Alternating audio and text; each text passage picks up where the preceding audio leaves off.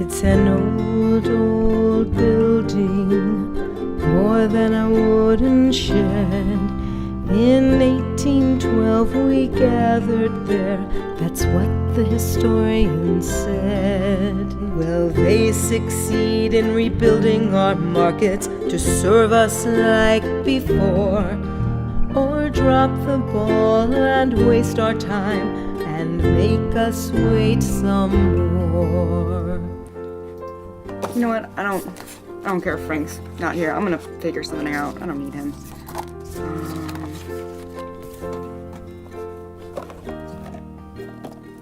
What's this? Dean Krimmel. I think I know him. I think he's that history guy. I think I know him. And Konstantine Prevas. He's dead. Glad we got a chance to interview him in 2009. These names sound really familiar. There are people living in Baltimore from the 1720s on.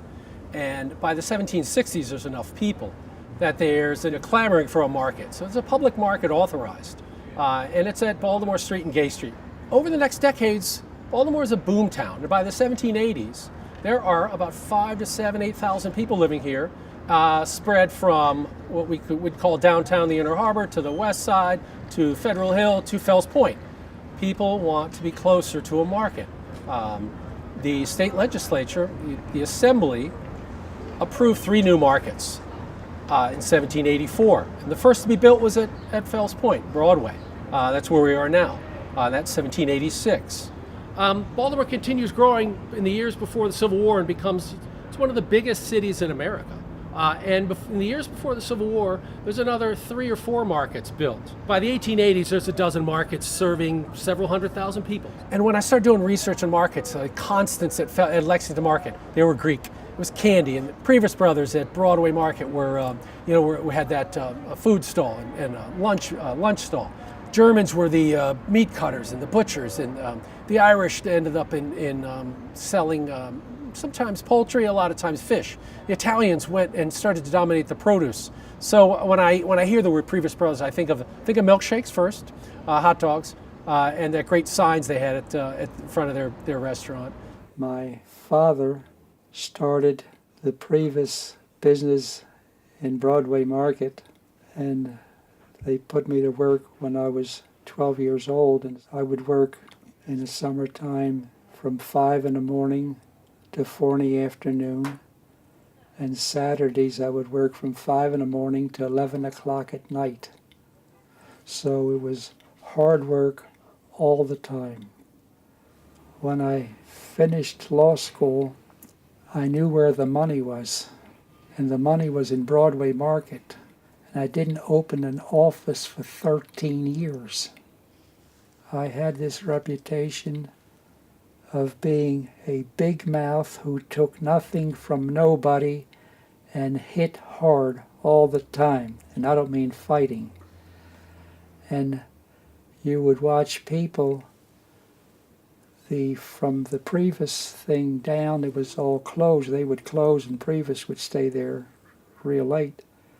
So you got people in line in that aisle going down, waiting for me to do their legal case. In Fells Point, you can walk around and look at the curbstones, and you'll see numbers every once in a while on a granite block, and that's a number from a street stall, because these markets weren't just buildings. Different stalls. The main ones were the butcher stalls in the middle aisle, and in the side aisle there were fruit stands. On the other side there were meats. The original Broadway shed, in the 1780s when it opened, it was down on the Broadway Square, kind of in between where Jimmy's and Max's is. So it was tucked into the corner of the foot of Broadway, the square down there. That was from 1780s to the 1790s. And then it was relocated to the center of Market Street, it was called, Broadway, after that. And over the next couple decades, over about a 50-year period, 3 different sheds, or 3 new sheds, were built. So at one point, before the Civil War, in this neighborhood, there were market sheds from Fleet Street all the way to Thames. long wooden low sheds, one story. And then after the Civil War, the market shed at Fleet at the northern end was rebuilt to a two-story market hall. If you go to Holland's Market in West Baltimore, what you see is what Broadway Market would have looked like. It's a two-story hall with a long shed behind it. But Baltimore is the only city that I know of in the United States that has a number of public markets still, and not one major market. Lexington is a big downtown market, but in other cities, Lexington would be the only market. I didn't know the markets were so important. And if they were, why are they in such bad shape today?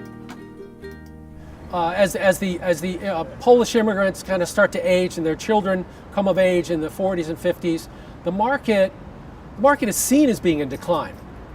But every market is seen in Baltimore and probably around the country are seen as being in decline because there's a thing called supermarkets. And supermarkets are now, by the 40s, they're a generation old. So people in places that have supermarkets are not going to public markets anymore. And when McDonald's came in, we made a dive. We start losing all of that business. Broadway held on, and I think Broadway thrived through the 60s. I think it was until the road fight in the 60s and 70s that the market probably started to feel it. Seems like the markets had a good start and were a big part of how Baltimore became a major city. Road fight? What's that?